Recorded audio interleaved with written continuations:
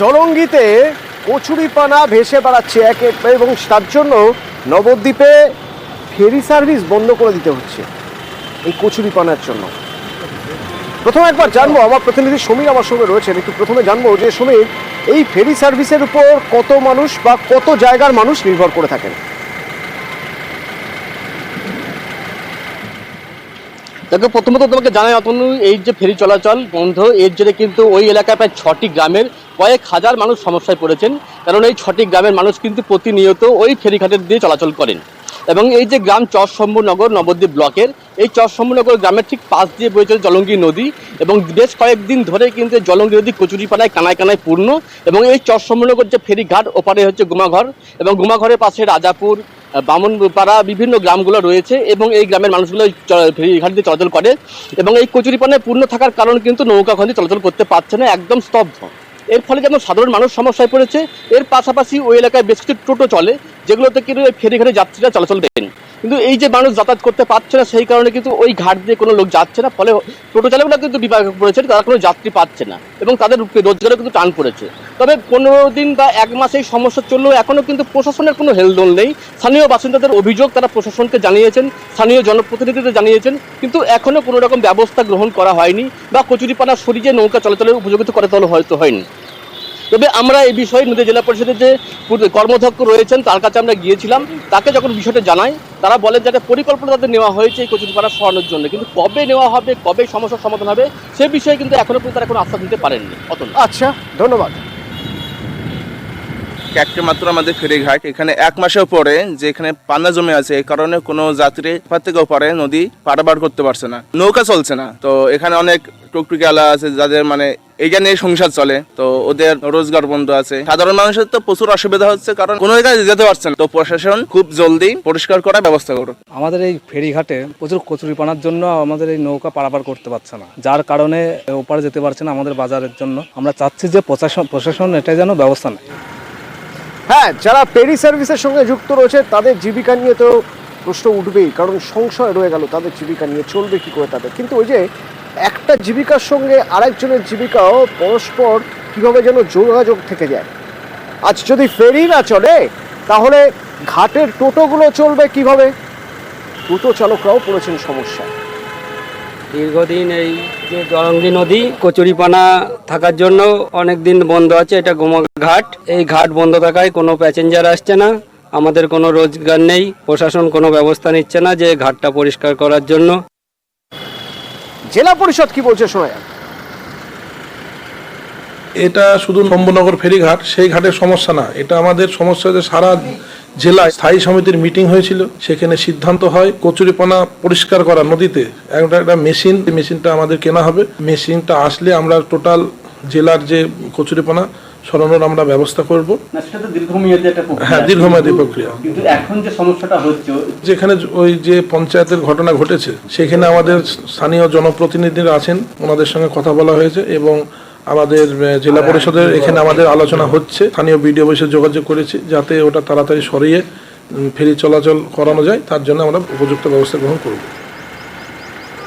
নামখানা অত্যন্ত গুরুত্বপূর্ণ একটা জায়গা মৎস্যজীবীদের জন্য, কারণ ট্রলারগুলো তো মাছ নিয়ে ওখানেই আসে, নামখানায় আসে। তো নামখানায় যাতে মাছ রাখা যায় এবং যাতে বরফের ব্যবস্থা করা যায়, তার জন্য ওখানে একটা কোল্ড স্টোরেজের ব্যবস্থা করা হয়েছিল, ওখানে একটা আইস ফ্যাক্টরির ব্যবস্থা করা হয়েছিল। কিন্তু 7 বছর হয়ে গেল, সব বন্ধ। কেন? কেউ জানেন না। এবার ভাবুন, ইলিশের মরশুমের জন্য প্রায় 2500 মৎস্যজীবী তারা চলে গিয়েছেন, তারা চলে আসবেন কিছুদিনের মধ্যে। 14 জুন তারা গিয়েছেন ইলিশের সন্ধানে। এবার সেখান থেকে তারা ফিরবেন, মাছ এনে রাখবেন কোথায়? প্রতিবার এই এক সমস্যা, কিন্তু সমস্যার সমাধান কীভাবে হবে কেউ জানেন না। কিন্তু এটুকু অন্তত জানা বোধহয় সম্ভব যে কেন বন্ধ হয়ে পড়ে রয়েছে। বিশ্বজিৎ প্রতিনিধি আমার সঙ্গে সরাসরি রয়েছেন। বিশ্বজিৎ, কেন বন্ধ হয়ে পড়ে রয়েছে এই কোল্ড স্টোরেজ এবং এই বরফ তৈরি কারখানা?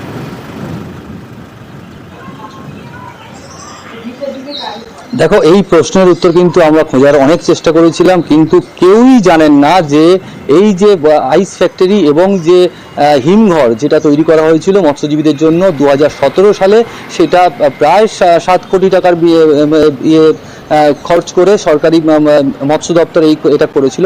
কিন্তু সেই জবে থেকে এইটা কমপ্লিট করা হয়েছে, সাইনবোর্ড টাঙানো রয়েছে, কত খরচা হয়েছে সব কিছু দেখানো রয়েছে, কিন্তু তালা চাবি দিয়ে বন্ধ হয়ে পড়ে রয়েছে। ঝাঁ চকচকে একদম, তুমি দেখবে একদম ঝাঁ চকচকে বড় একটা আইস ফ্যাক্টরি এবং যে হিমঘর কিন্তু বন্ধ হয়ে রয়েছে। এই মুহূর্তে মৎস্যজীবীরা কিন্তু সমুদ্রে পাড়ি দিয়েছে। এই মুহূর্তে কিন্তু বরফটা তাদের কাছে সব থেকে বড় জিনিস, কারণ মাছ কিন্তু যারা যেটা ধরছেন সেটা কিন্তু বরফে রাখতে হবে, না হলে কিন্তু মাছটি পচে যাবে। এবং তারপরে যদি পর্যাপ্ত পরিমাণ মাছ হয় তাহলে কিন্তু প্রয়োজন পড়ে হিমঘরের, কিন্তু সেই হিমঘর এখনো পর্যন্ত যে কেন বন্ধ হয়ে রয়েছে, মৎস্যজীবীরা বারবার বলছে যে এটা যদি তাড়াতাড়ি চালু হয় তারা কিন্তু অনেক উপকৃত হবে, এই নামখানা থেকে শুরু করে এই সমস্ত সুন্দরবনের মৎস্যজীবীরা। কিন্তু প্রশাসনের কাছে কিন্তু কোনো সদুত্তর নেই। আমরা যেটা কথা বলেছিলাম, প্রশাসনের তরফ থেকে যেটা জানিয়েছে যে এইটা নিয়ে তারা কথা বলছেন, কেন বন্ধ হয়ে পড়ে রয়েছে, কি সমস্যা হয়ে রয়েছে সেটা তারা অতি সত্বর খতিয়ে দেখবেন। অতনু, জালে মাছ উঠলেও মুখে হাসি নেই মৎস্যজীবীদের। তারা জানেন না যে যদি বেশি মাছ উঠে যায় জালে তাহলে সেই মাছ রাখবেন কি করে, কারণ গত 6 বছরের মতো এবারও ওই হিমঘরের দরজা খোলে। প্রজেক্টটি কমপ্লিট হয়ে যাওয়ার পরও এখনো কি কারণে এখনো মৎস্যজীবীদের জন্য খুলে দেওয়া হয়নি পড়ে রয়েছে প্রায় 17 সাল থেকে তৈরি হওয়ার পরেও। তো আমাদের এটা খোলা হলে খুবই উপকৃত হতো মৎস্যজীবীরা। তো এরকম একটা স্টোর বা ওই বরফ কলটিও যদি ঠিক করে দেওয়া যায় বা তাড়াতাড়ি আসে তাহলে ভালো হয়। কোল্ড স্টোর এবং একটা আইস ফ্যাক্টরি করা হয়েছিল, সেটা একটা ইনকমপ্লিট অবস্থায় রয়েছে। মৎস্য দপ্তরের অন্তর্গত এখনো পঞ্চায়েত সমিতির কাছে হ্যান্ড ওভার করেনি। এটাকে আমরা জানিয়েছি, দপ্তরের সঙ্গে কথাও বলেছি, জেলা প্রশাসনকেও জানিয়েছি। আশা করছি কিছুদিনের মধ্যে সমস্যাটা দূর করবে। ঘাটাল আর জল, এই দুটো শব্দ বোধহয় পরিপূরক, একটা বললেই আরেকটা চলে আসবে। অর্থাৎ ঘাটালের কথা বললেই মানুষের জলের কথা প্রথমে মনে হবে। তবে এক্ষেত্রেও জলের কথাই আমরা বলবো, তবে ঘাটালের জল জমার খবর নয়, এখনো তো বর্ষা সেভাবে আসেনি, বরং ঘাটালের কিছু মানুষ তারা জল পাচ্ছেন না 6 মাস ধরে। কেন পাচ্ছেন না জল, কোথায় সমস্যা? সুকান্ত প্রতিনিধি রয়েছেন। সুকান্ত, জল খুব ন্যূনতম একটা চাহিদা, মৌলিক চাহিদা জল, সে খাবার জলটুকু পাচ্ছেন না তারা, কেন? দেখো অতনুদা, ঘাট গ্রাম প্রায় 6 মাস ধরে এলাকায় পানীয় জলের সংকট। যে জল আসছে সেই জল পর্যাপ্ত নয়, বারে বারে গ্রাম পঞ্চায়েতে জানিয়েও কোনো সুরাহা হয়নি। তাই তারা বাধ্য হয়ে ঘাটালের যে রানীচক, ঘাটাল থেকে রানীচক রাস্তা, সেই রাস্তার শিপুর এলাকায় তারা রাস্তার উপরে বালতি কলসি ফেলে রাস্তা অবরোধ শুরু করে। প্রায় 2 ঘন্টার মতো রাস্তা অবরোধ চলে, যার ফলে যানজটের সমস্যা হয়।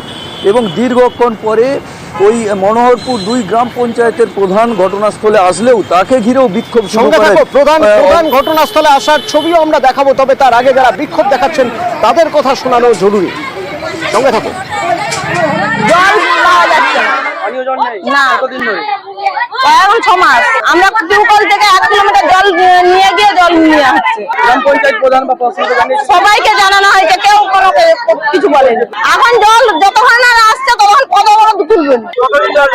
6 মাস আমরা গ্রাম প্রধান, পঞ্চায়েত, বিডিও সব জায়গায় বলেছি, সমস্যার কথা কেউ আসেনি। আমাদেরকে শুধু দিন দিয়েছে, দিনে আমরা থেমে থেকেও আমাদেরকে জল আমরা পাইনি। আমাদের শরীর অসুস্থ হয়ে যাচ্ছে, হসপিটালে ভর্তি হচ্ছে। আমাদের পুকুর, নদী, নালা একদম পচা জলে আমরা ব্যবহার করছি, তার জন্য আমাদের শরীর খারাপ হচ্ছে। এখন আমরা জলের সমস্যা দূর করার জন্য আমরা এটাই দাবি করছি যে আমাদের জলের সমস্যাটা দূর হোক। যতক্ষণ না জলের সমস্যা দূর হবে আমরা ছাড়বনি। আমি হাত জোড়ো করে বলছি, আমার এই স্পল যতবার খারাপ হয়েছে আমরা অঞ্চল থেকে ততবার সারিয়ে দিয়েছি। এবার যে সজলধারের যে জল আসেনি, ওটা পিএইচ কানেকশনে এখান থেকে আমাকে দরখাস্ত করা হয়েছিল এবং আমিও নিজে দরখাস্ত করেছি যে যাতে আমাদেরকে মানে টাকাটা দেওয়া হয় পিএইচ পাম্প বসানোর জন্য। তো ওরা বলেছিল 5 মাস সময় লাগবে, যেহেতু ফান্ডে টাকা নেই। বারবার চেষ্টা করেছি, ওনারা 60 দিন আমাকে সময় দিয়েছে যে 60 দিনের মধ্যে, আজ থেকে 60 দিন পরে যদি না পিএইচ পাম্প হয় আবার আপনারা। তুমি বলছিলে যে প্রধান, উপপ্রধান তারা যখন ঘটনাস্থলে যান, যেখানে বিক্ষোভ দেখাচ্ছেন, সেখানে যাওয়ার পর তারা বিক্ষোভের মুখে পড়েন। কিন্তু আমার প্রশ্ন যে বিক্ষোভ তো স্বাভাবিক, মানুষের ক্ষোভ তো স্বাভাবিক, এতদিন ধরে তারা খাওয়ার জলটুকু পাচ্ছেন না। তো প্রধান, উপপ্রধান সরেজমিনে গিয়ে দেখে নিশ্চয়ই বুঝেছেন যে পরিস্থিতি কতটা খারাপ। এবার কি সুরাহা হবে? দেখো অতনুদা, এক কথায় বলতে গেলে এই যে ঘাটালের শিপুর গ্রাম, সেই গ্রামেই কিন্তু প্রধানের বাড়ি, অতএব তিনি জানেন না এটা হতে পারে না। তিনি জানেন, দীর্ঘবার তার কাছে আবেদন করা হয়েছে, কিন্তু এই যে আন্দোলন, এই আন্দোলনের পরে প্রধান অবশ্য যেটা জানিয়েছেন যে খুব দ্রুত পানীয় জলের সমস্যা মেটানো হবে। শুধু তাই নয়, পিএইচের পক্ষ থেকে পানীয় জল ট্যাঙ্ক এলাকায় পৌঁছে গেছে এবং যেটা প্রধান জানিয়েছেন খুব 2-1 দিনের মধ্যেই তিনি তার এলাকায় অর্থাৎ শ্রীপুর এলাকায় পানীয় জলের সমস্যার সমাধান করবেন। অতনুদা, ধন্যবাদ। দীর্ঘ 6 মাস নয়, 1 মাস ধরে জলটার অসুবিধা হচ্ছে। বিভিন্ন জায়গায় পাইপ ফেটেছিল, সেই সব পাইপ অঞ্চলের ফান্ড থেকে আমরা পাইপ বাগানো এবং লেবারের দিয়ে সমস্ত কিছু কাজ রিপেয়ার করে দিয়েছি এবং যারা পিএইচ দপ্তর থেকে কাজ করতে আসে ওনারা বলে গেছেন যে আমাদের পাইপগুলো সব বাগানো হয়ে গেলে যেরকম আগে আসতো 1 মাস আগে সেই রকমই জল আসবে। ট্যাঙ্কের জল সাপ্লাই করে যাতে মানুষকে একটু সুবিধা দিতে পারে তার ব্যবস্থা করছি। আপনাদের বলছিলাম যে কি পরিমাণ দুর্যোগ চলছে উত্তরে। সিকিমের একটা ছবি দেখাই দেখুন আপনাদের, পাখিম, সেখানে ভয়াবহ ধস, দেখুন কি অবস্থা সেখানকার।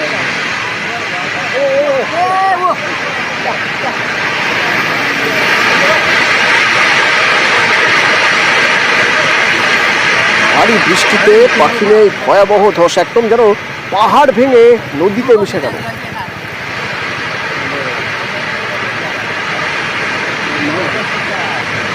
अब त्यो थुम्किरहनु, अब त्यो पनि मलाई आउने रहेछ नि त। मान्छेहरू त त्यहाँ थिएन, बरफ लागेको थियो मान्छेहरू त्यसै घरै त तिनीहरू यति जानु पाउँछ त अन्त हिजो भने सबै जाने